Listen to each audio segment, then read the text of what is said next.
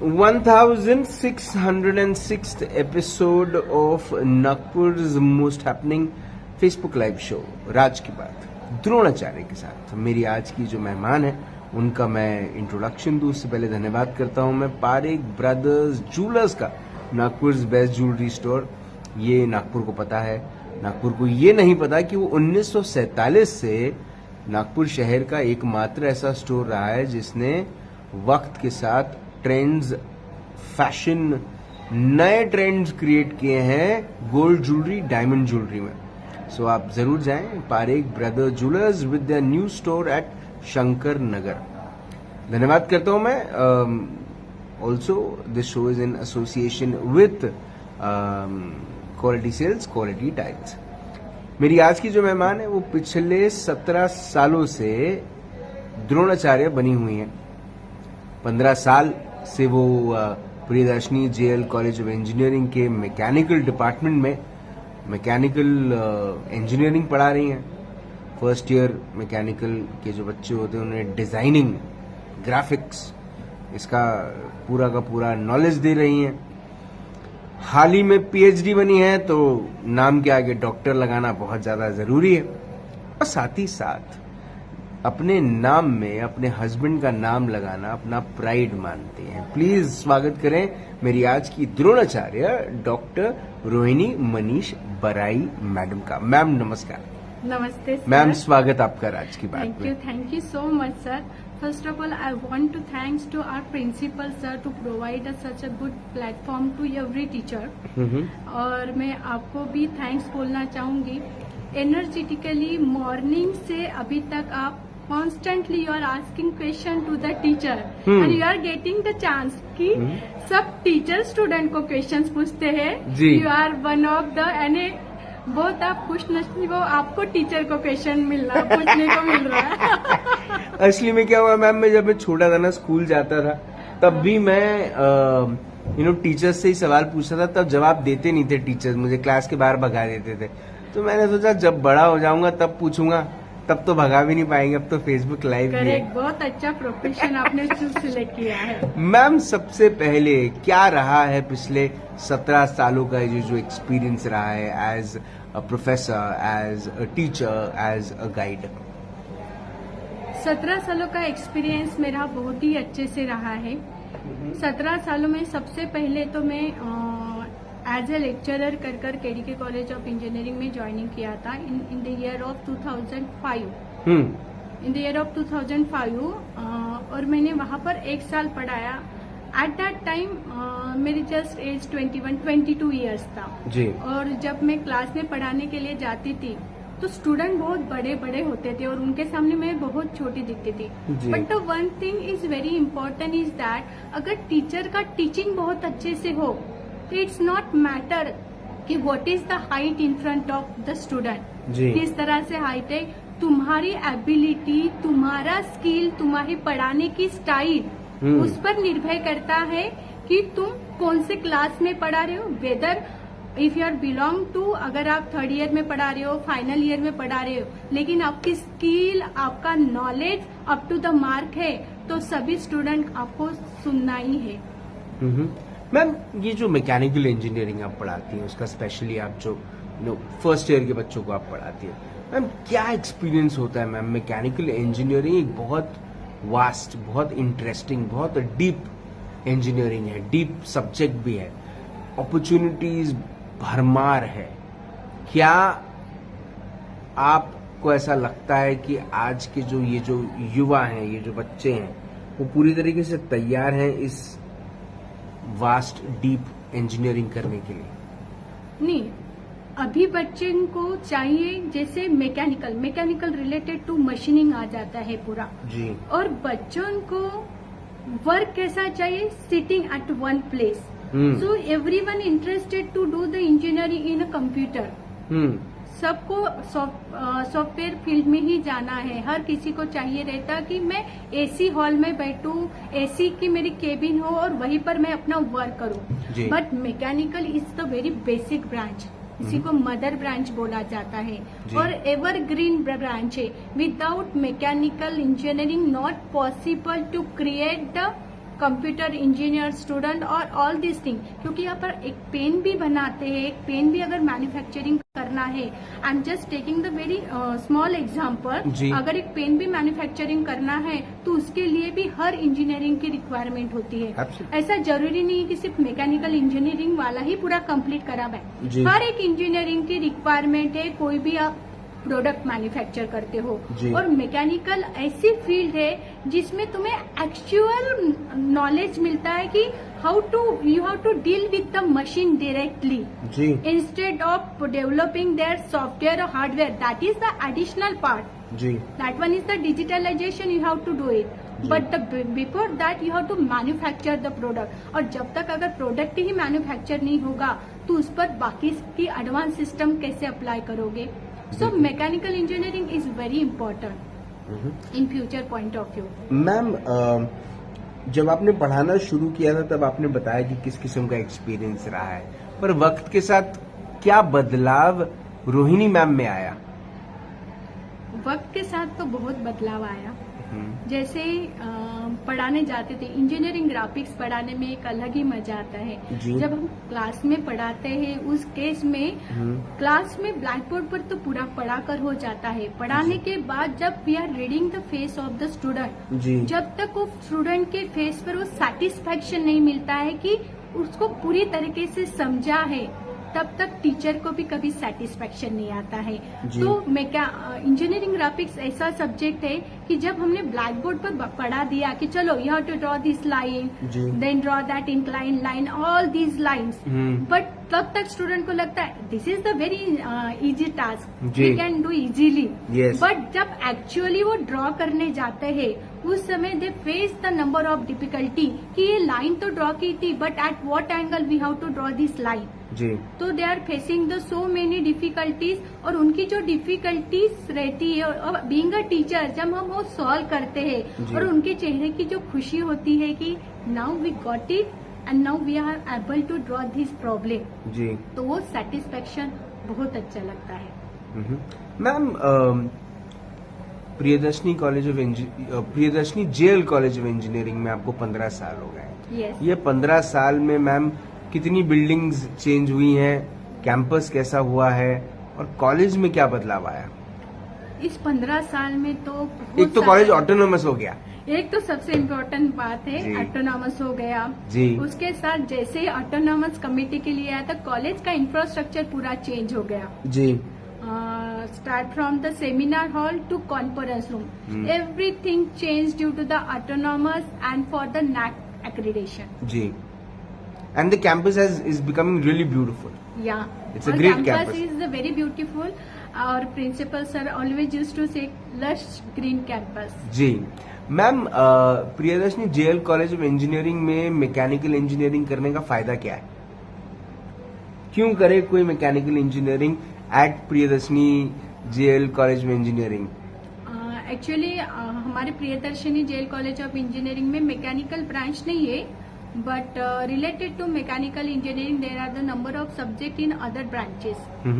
Like in first year there is engineering graphics, basic mechanical engineering, workshop, and in the second year is civil branch also there is the hydraulic machines and all these subject. In now in artificial intelligence and computer branch also there is included the subject like robotics, machine learning, that subject included under the mechanical engineering. Ma'am, चूंकि जो opportunities हैं बच्चों के लिए वो बढ़ती जा रही हैं, दूसरी तरफ मैम कॉलेजेस भी बढ़ते जा रहे हैं।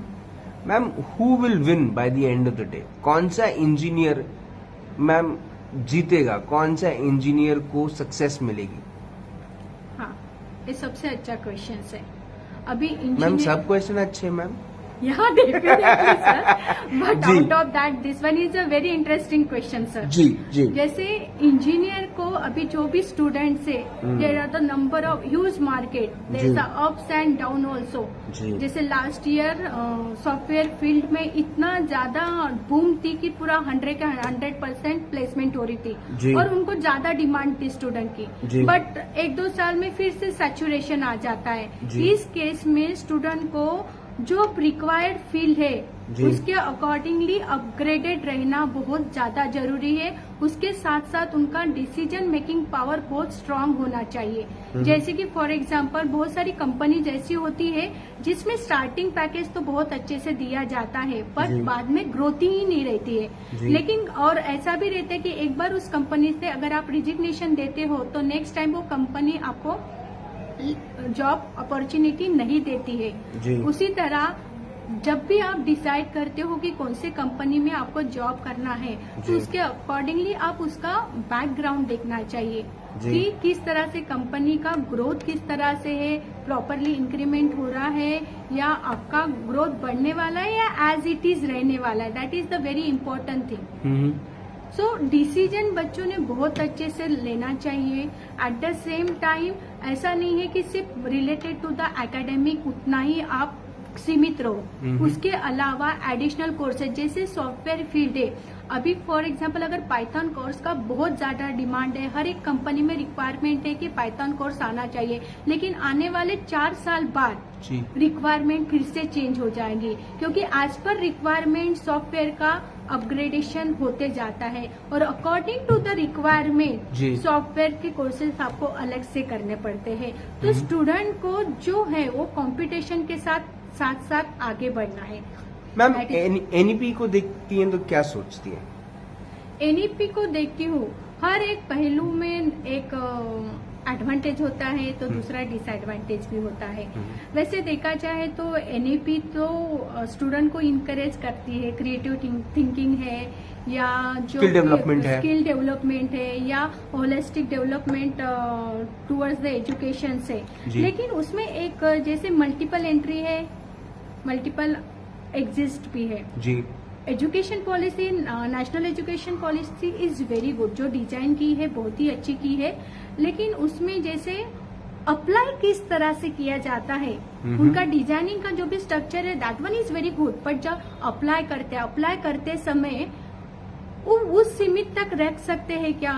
जैसे फॉर एग्जाम्पल जैसे स्टूडेंट को दिया है इंजीनियरिंग में, जब स्टूडेंट एडमिशन लेते हैं तो कोई प्रॉब्लम आता है, उस कारण उसकी डिग्री कंप्लीट नहीं हो पाती है। तो एज पर एनईपी उन्होंने प्रोवाइड किया है कि अगर वो एग्जिट करता है 2 साल बाद तो he will get the diploma. अगर 3 साल के बाद करता है तो उसके बाद उसको क्या मिलेगा, अगर 4 साल के बाद। तो ये जो सिस्टम अप्लाई की है एज पर एनईपी बहुत ही अच्छी है। लेकिन एक बात ऐसी भी होती है कि जब स्टूडेंट एडमिशन लेता है, हम बहुत सारे स्टूडेंट को देखते हैं जैसे फर्स्ट ईयर में एडमिशन ले लिया तो उनको लगता है कि नहीं अभी मैं कर नहीं सकता हूँ या किसी को डिफिकल्ट जाता है तो वो सोचता है, मीन्स उसको घर का कुछ भी प्रेशर नहीं है, फिर भी ही थिंकिंग कि नहीं मुझे मेरा नहीं हो सकता या मैं नहीं मन नहीं लग रहा है, नहीं हो पा रहा है, हार्ड जा रहा है, डिफिकल्ट जा रहा है, जो भी है। लेकिन अगर उसको रहता कंपलसरी कि मुझे 4 साल में कंप्लीट करना ही है, बीच में मैं छोड़ नहीं सकता, मेरा ग्रेजुएशन इनकम्प्लीट रह जाएगा, तो उस केस में वो कैसे भी कर और 4 साल कंप्लीट करेगा। इनफैक्ट जी he will place in good companies also. फिर उसको समझ जाता है कि नहीं मैं तो इसके अलावा कुछ कर नहीं सकता है, मैं अभी पानी में अगर अपन पड़ जाते तो तैर कर ही बाहर निकलना है। बिल्कुल। उसी तरह ऑप्शन एक ही है, या डूबना है या तैरना। तो वो जैसे आ जाता है तो कभी कभी हो सकता है कि एवरेज स्टूडेंट भी बहुत अच्छे से कर जाता है। लेकिन अभी जो पॉलिसी है और बच्चों को ये पॉलिसी सभी को समझ में आई है तो he can exit directly after 1 year 2 year. तो उसके टाइम उसको ऐसा बॉन्डिंग नहीं रहेगा कि करना ही पड़ेगा। ये सिर्फ है, अदरवाइज तो national education policy is very good for the all the students and teachers also. नहीं मैम, ये बात आपने बहुत अच्छी कही कि अगर ऑप्शन न रहे तो कई बार ऑप्शन नहीं रहना भी बेटर होता है। मैम सही है। मैम क्या करना चाहती हैं? अभी पीएचडी तो हो गया, और क्या करना चाहती है रोहिणी मैम? पीएचडी तो हो गया, मुझे और बहुत सारी चीजें, जैसे कोई भी इंजीनियर्स बनता है जी, तो कोई भी प्रोजेक्ट ऐसा होना चाहिए का उसका बेनिफिट सोसाइटी को होना चाहिए। देयर ऑफ नंबर ऑफ, जैसे फॉर एग्जांपल जैसे सोलर प्लांट है, जैसे मैं न्यूजीलैंड गई थी, न्यूजीलैंड में तो टेम्परेचर लेस देन 0 डिग्री होता है, 0 जी। डिग्री वहाँ, लेकिन हर जगह पर मैंने सोलर पैनल देखे हैं वहाँ पर।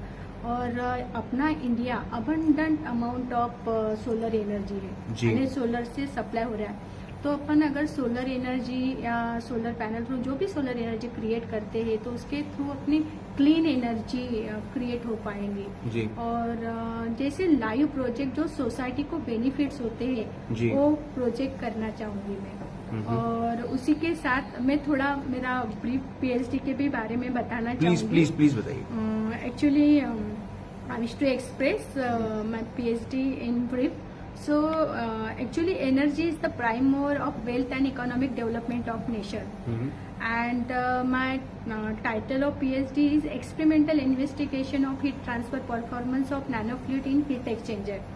So, in that, by using nanofluid implementation will save the energy and reduce the consumption. जी। So, nanofluid, with the help of nanofluid, we can increase the heat transfer rate, so reducing the size of the cooling system, and indirectly reducing the size of the cooling system, and indirectly the reduction in energy consumption and the cost saving.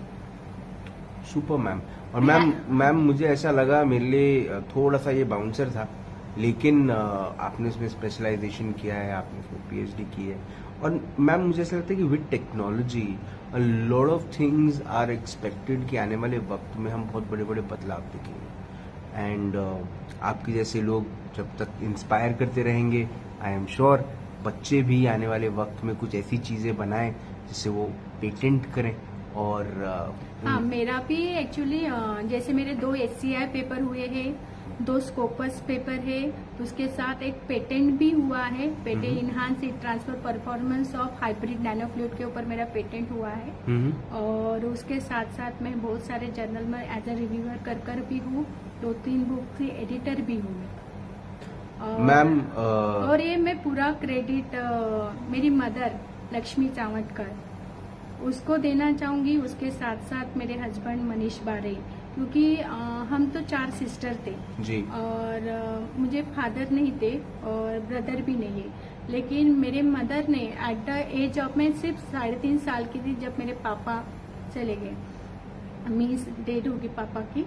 सो मेरे mother ने single handedly हमारे 4 sister यानी including me बहुत अच्छे से पढ़ाया हमें और इस काबिल बनाया कि हम कुछ सोसाइटी के लिए कर पाए। और टीचिंग प्रोफेशन ही ऐसा ही है कि जो सोसाइटी को कुछ तो भी we can design the society both way, locally and the globally. और इसके इसमें सफर में मेरे हस्बैंड भी मेरे साथ रहे, मनीष बारे, उसके साथ मेरी डॉटर तनिष्का बारे एंड आराध्य बारे।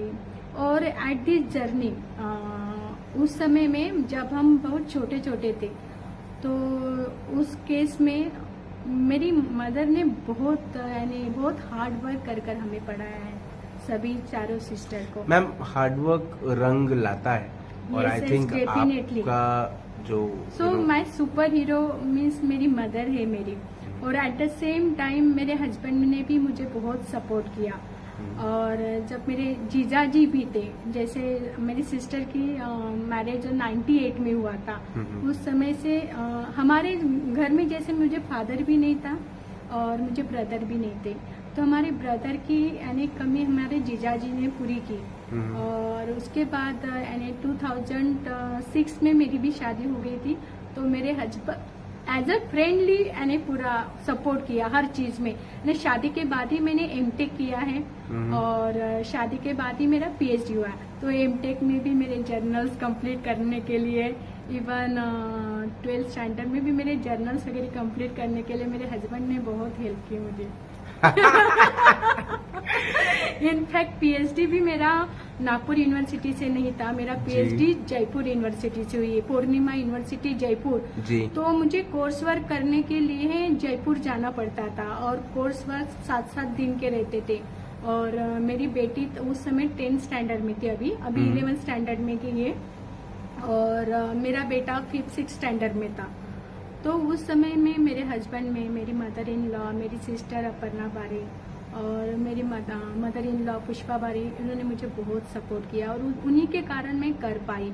एट द सेम टाइम और प्रिंसिपल सर, कॉलेज का एटमॉस्फेयर इतना अच्छा है कि प्रिंसिपल सर ने हर समय बोलते थे कि तुम अपना पूरा अच्छे से फोकस करो, सिर्फ टीचिंग का लोड यहाँ पर एडजस्ट कर देना, तुम्हारे लेक्चर अच्छे से एडजस्ट कर दो, then no problem from my side. तो कॉलेज ने भी बहुत अच्छे से सपोर्ट किया और फैमिली ने भी बहुत अच्छे से सपोर्ट किया। So I completed my PhD very nicely because Purnima university इस तरह से थी that equivalent to NIT IIT, क्योंकि वहां पर भी कंपलसरी 2 HCI पेपर है, 2 स्कोपस पेपर।